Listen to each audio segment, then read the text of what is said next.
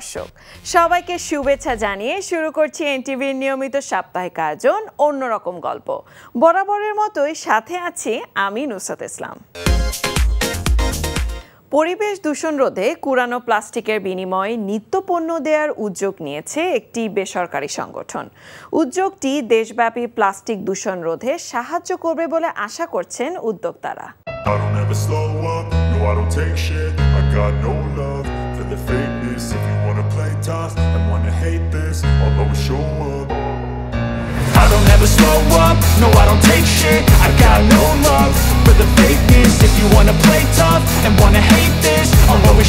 up and make a statement. I don't ever slow up, no I don't take shit. I got no love for the fakeness. If you wanna play tough and wanna hate this, I'll always show up and make a statement. Everything I do so instinctive and so passionate. Every word I move so descriptive like an adjective. I got a vendetta against people who patented being negative when you should be getting after it.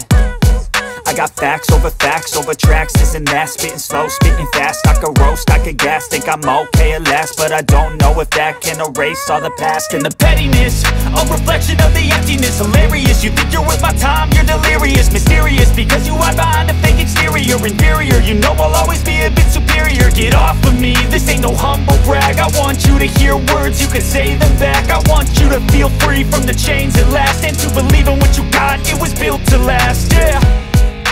Now that I've been put through hell, I never got anyone's help. I had to do it all myself.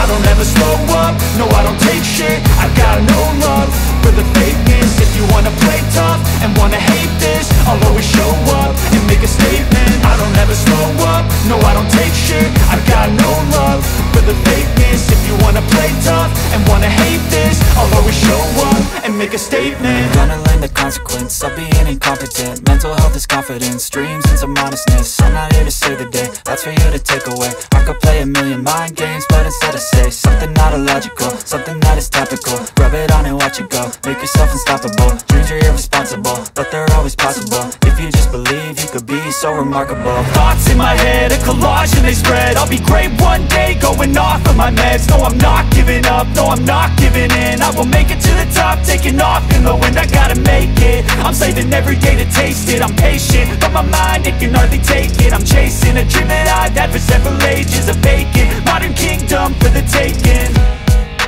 Now that I've been put through hell, I never got anyone's help. I had to do it all myself. I don't ever slow up, no I don't take shit. I got no love for the fakeness. If you wanna play tough and wanna hate this, I'll always show up and make a statement. I don't ever slow up, no I don't take shit. বিদেশি ফল আঙ্গুর চাষে সফলতা পেয়েছে চাঁদপুরের উদ্যোক্তা কামরুজ্জামান প্রধানিয়া। বাণিজ্যিকভাবে চাষের লক্ষ্যে প্রথমবারের মতো 20 শতক জমিতে আঙ্গুর চাষাবাদ শুরু করেন। বিশেষজ্ঞরা বলছে চাঁদপুরের মাটি বিদেশি ফল চাষের জন্য উপযোগী।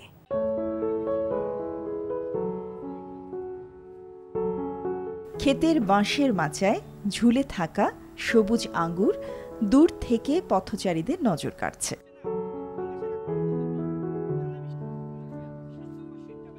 মাত্র 20 শতক জমিতে বাণিজ্যিকভাবে আঙ্গুর চাষাবাদ শুরু করেছেন উদ্যোক্তা কামরুজ্জামান প্রধানিয়া নামের এক যুবক।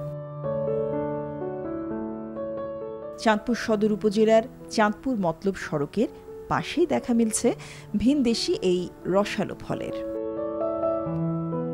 এই প্রজেক্টটা চালু করছি 6 মাস হবে, বাট আমার আঙ্গুর চাষের অভিজ্ঞতা 6 মাসের না। আমি আঙ্গুর চাষ নিয়ে কাজ করতেছি 2021 সালের মাঝামাঝি থেকে, যখন কোভিডের প্রচুর প্রাদুর্ভাবটা জাস্ট বাংলাদেশ থেকে একটু যায়, তখন থেকে আমি এই আঙ্গুর চাষ নিয়ে কাজ করি।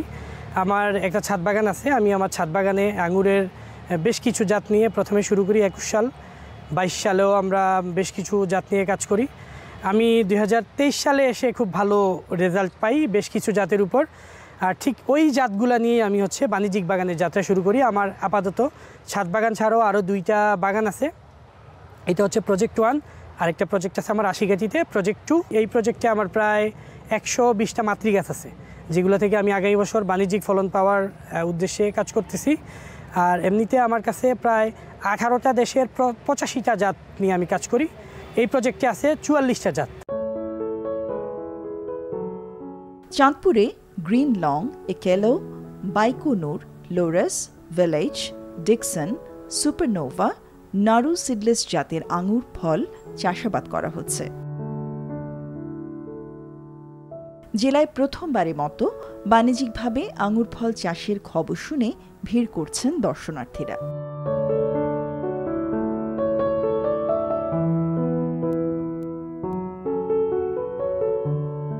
আমরা এই আঙ্গুর বাগানটি দেখতে আসছি যে এখানে প্রায় 40 জাতের আঙ্গুর মানে চাষ করা হচ্ছে, যে এ থেকে আমরাও উদ্বুদ্ধ হওয়ার জন্য চেষ্টা করতেছি যে আমরাও যাতে মনে করেন যে এই ধরনের বাগান করতে পারি। এখানে এসে অনেক অনুপ্রাণিত হয়েছি। এখন আমাদের চিন্তা ভাবনা আছে ওনার কাছ থেকে চারা নিয়ে আমরা আমাদের বাসার ছাদ বাগান বা বাড়ির আশেপাশে লাগানোর ফলে আমরা অনেক উপকৃত হব। উনি খুব অভিজ্ঞ একজন লোক এবং ওনার মাধ্যমে এলাকার আশেপাশে এটা সম্প্রসারিত হবে আমরা আশা করতেছি, এবং কৃষকরাও অনেক উদ্যোগী হয়ে ওনার ছাদ বাগানও আছে কিছু, আমরা যাই মাঝে মাঝে দেখতে আঙ্গুর গাছ। এখন উনি বাণিজ্যিক পর্যায়ে এখানে করছে এবং আশেপাশে যত কৃষক আছে ওনারা সবসময় আইসা দেখাশোনা করে এবং অভিজ্ঞতা নেয় ওনার কাছ থেকে। সাধারণত আঙুর চাষের জন্য এমন জায়গা দরকার হয় যেখানে পরিমিত বৃষ্টি হবে কিন্তু মাটিতে পানি জমে থাকবে না, আবার আবহাওয়া হতে হবে শুষ্ক ও উষ্ণ থাকতে হবে। আঙ্গুর পাকার সময় বৃষ্টি হলে আঙ্গুরের গুণাগুণ সহ আকৃতি নষ্ট হয়ে যায়, আবার আঙ্গুর পাখি খেয়ে ফেলে বলে এ নিয়ে সতর্ক থাকতে হয়। যথাযথ পরিচর্যার মাধ্যমে একটি আঙ্গুর গাছই বছরের পর বছর ধরে ফলন দিতে পারে।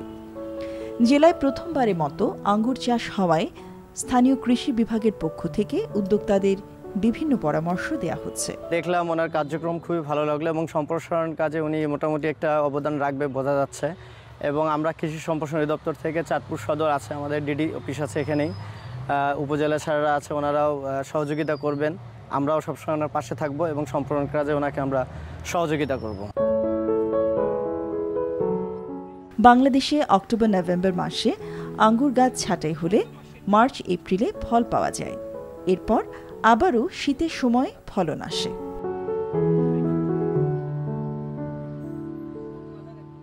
যুক্তরাষ্ট্রের এক দম্পতি বেড়াতে গিয়ে হারিয়ে ফেলা পোষা বেড়াল 2 মাস পর ফিরে পান। তবে বেড়ালটির শরীরে একটি মাইক্রোচিপ থেকে জানা যায় 900 মাইলের বেশি পথ পাড়ি দিয়েছে বিড়ালটি। এদিকে বিশাল বিশাল অজগরের সাথে জন্মদিন উদযাপন করেন যুক্তরাষ্ট্রের এক প্রাণীপ্রেমী। বিশ্বের বিভিন্ন জায়গায় ঘটে যাওয়া চমকপ্রদ এমন ঘটনা নিয়ে রয়েছে একটি প্রতিবেদন।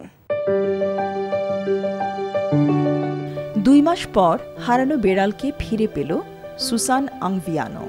ভ্রমণে গিয়ে 2.5 বছরের বেড়াল রেইনবোকে হারিয়ে ভেঙে পড়েছিলেন, তবে নিজের পোষা বিড়ালটি ফিরে পাওয়ার আশা কখনো ছাড়েননি। 900 মাইলের বেশি পথ পাড়ি দিয়েছে বিড়ালটি, তবে কিভাবে এত লম্বা পথ পাড়ি দিয়েছে তা জানা নেই কারো। যুক্তরাষ্ট্র ক্যালিফোর্নিয়ার সেলিনাসের বাসিন্দা সুসান ও তার স্বামী বেনি আংভিয়ানো গেল জুনে ওয়াং মিয়ের ইয়েলোস্টোন ন্যাশনাল পার্কে বেড়াতে গিয়েছিলেন। 4 জুন ভ্রমণের প্রথম দিন তারা সেখানকার ফিশিং ব্রিজ আরভি পার্কে ঘুরে বেড়ানোর সময় হঠাৎই কিছু দেখে চমকে গিয়ে পালিয়ে যায় rainbow. We've always traveled with our cats. That was always our intention when we got them as kittens.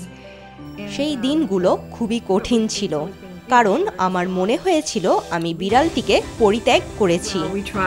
We thought we want to go to Yellowstone with them. I'm like, wow, okay. I even thought that's quite a. Susan জানান, এরপর তারা সেখানে যে কয়দিন ছিলেন প্রতিদিনই তার স্বামী সেখানকার বনে গিয়ে রেইনবোকে খুঁজলেও তাকে পাওয়া যায়নি। হারিয়ে যাওয়ার 61 দিন পর তারা একটি বার্তা পেয়ে উচ্ছ্বসিত হয়ে ওঠেন। বার্তায় তাদের জানানো হয় রেইনবোকে খুঁজে পাওয়া গেছে। সুসানদের বাড়ি থেকে প্রায় 190 মাইল দূরে বসবাস করা এক নারী অসুস্থ অবস্থায় রেইনবোকে খুঁজে পান। বিড়ালটির শরীরে একটি মাইক্রোচিপ লাগানো ছিল। ওই চিপ থেকেই সেটি শনাক্তকরণ নম্বর পাওয়া গেছে। বিড়ালটি ওয়াইং মিং থেকে 900 মাইলেরও বেশি পথ পাড়ি দিয়ে কিভাবে রোজভিলে পৌঁছল তা জানা যায়নি। She's getting close. She's getting close. Ah, dang it. We're with Lucas. Yep. Lucas, did you lose your kitten? No. What happened there? It's a summer. এদিকে বিশাল বিশাল অজগর সাপের সাথে জন্মদিন পালন করে সাড়া ফেলেছেন যুক্তরাষ্ট্রের প্রাণীপ্রেমী জেব ব্রিউয়ার। এবার এমনই এক ভিন্নধর্মী জন্মদিন উদযাপন দেখা গেল যুক্তরাষ্ট্রে।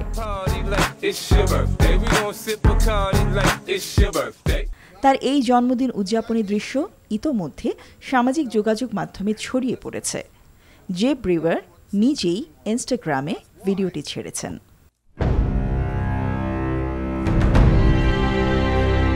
তার ওই সাহসী কর্মকাণ্ড ইনস্টাগ্রাম ব্যবহারকারীদের অনেককেই চমকে দিয়েছে।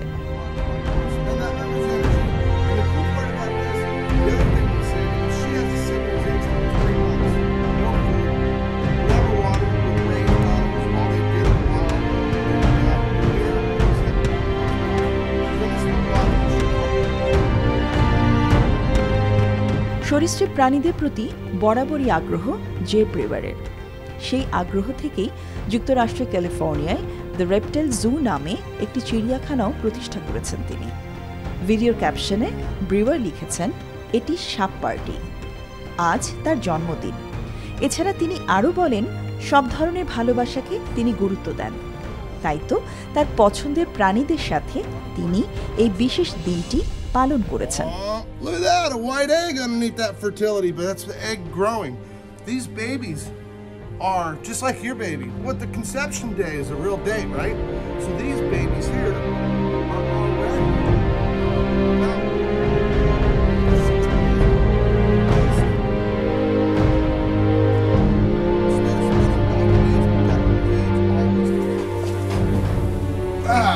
dang it.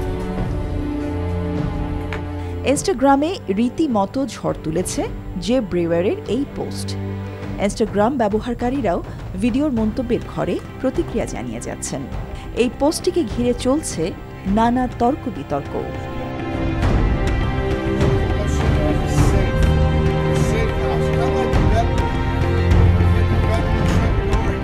চীনে পালিত হলো মিড অটাম ফেস্টিভ্যাল বা মধ্য শরৎ উৎসব।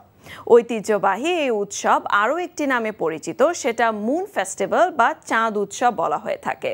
ফসল তোলার সময় হয় বলে এই উৎসবকে চীনা ভাষায় বলা হয় চং সিউ চিয়ে।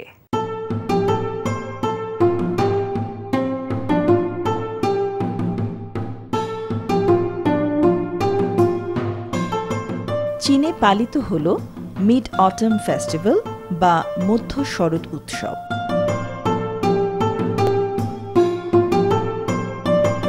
চীনা সংস্কৃতির একটি গুরুত্বপূর্ণ ঐতিহ্যবাহী এই উৎসব আরও একটি নামে পরিচিত, যেটা মুন ফেস্টিভ্যাল বা চাঁদ উৎসব।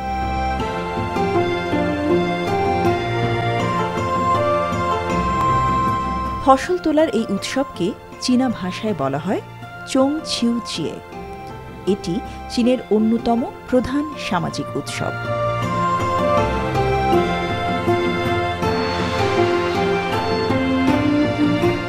চীনা বর্ষপঞ্জিকা অনুযায়ী অষ্টম চন্দ্র মাসের 15তম দিনে পূর্ণিমায় এই উৎসব করা হয়।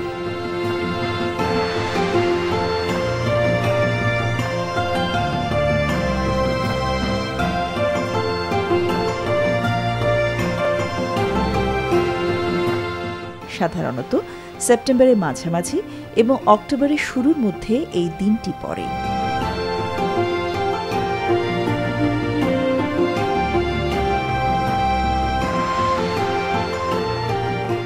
উৎসবটি সেই সময় উদযাপিত হয় যখন চাঁদ তার পূর্ণতম এবং উজ্জ্বলতম অবস্থায় থাকে।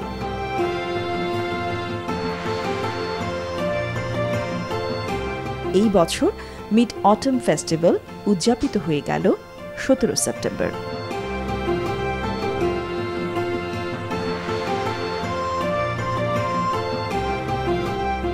মিড অটাম ফেস্টিভ্যাল নানা আয়োজনের মধ্যে অন্যতম ছিল সুউচ্চ ভবনে এবং জনবহুল জায়গায় সুন্দর মনোরম আলোর প্রদর্শনী। এছাড়াও এর পাশাপাশি আয়োজন করা হয় জাঁকজমকপূর্ণ গালা অনুষ্ঠানের। মিড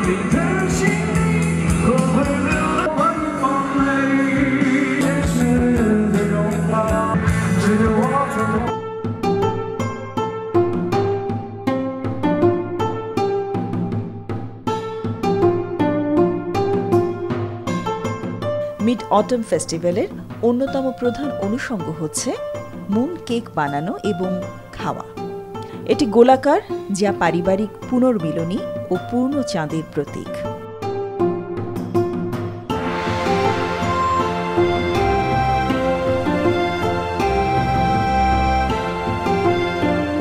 এছাড়াও পারিবারিক বন্ধন দৃঢ় করতে একে অপরকে এবং আত্মীয় স্বজনদের মুন কেক উপহার দিয়ে থাকেন।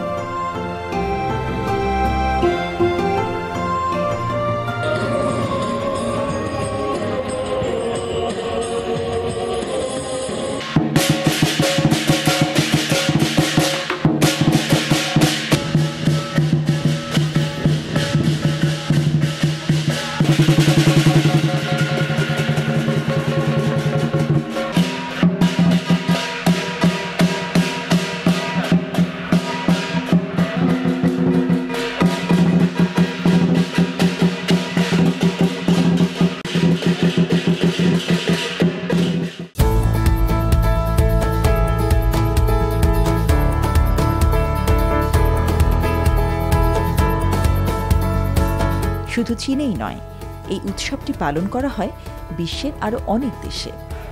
মধ্য শরৎ উৎসব উদযাপনের আরেকটি গুরুত্বপূর্ণ অনুষঙ্গ হল লণ্ঠন তৈরি করা এবং লণ্ঠন জ্বালানো।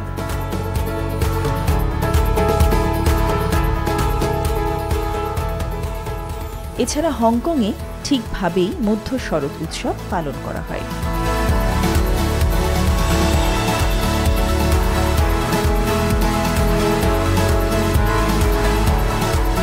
এবছর ফসল কাটার অনুষ্ঠান দেখা না গেলেও মুন কেকের আয়োজন বেশ লক্ষণীয়। সিঙ্গাপুর, মালয়েশিয়া ও ইন্দোনেশিয়ায় দিনটি পালিত হয় লণ্ঠন উৎসব নামে।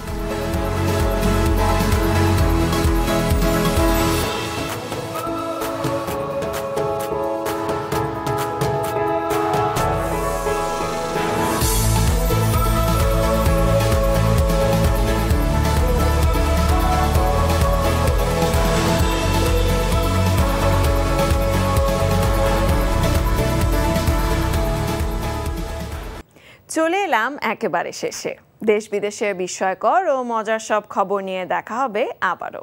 কেমন লাগলো আমাদের আয়োজন বা কোনো পরামর্শ থাকলে জানাতে পারেন চিঠি লিখে। আমাদের কাছে চিঠি লেখার ঠিকানা প্রযোজক অন্যরকম গল্প, এনটিভি, বিএসসিসি ভবন, 102 কাজী নজরুল ইসলাম এভিনিউ, কারওয়ান বাজার, ঢাকা 1215। দেখা হবে আবারও আগামী সপ্তাহে বুধবার সন্ধ্যা 6টা 45 মিনিটে। সে পর্যন্ত ভালো থাকুন, সুস্থ ও নিরাপদে থাকুন।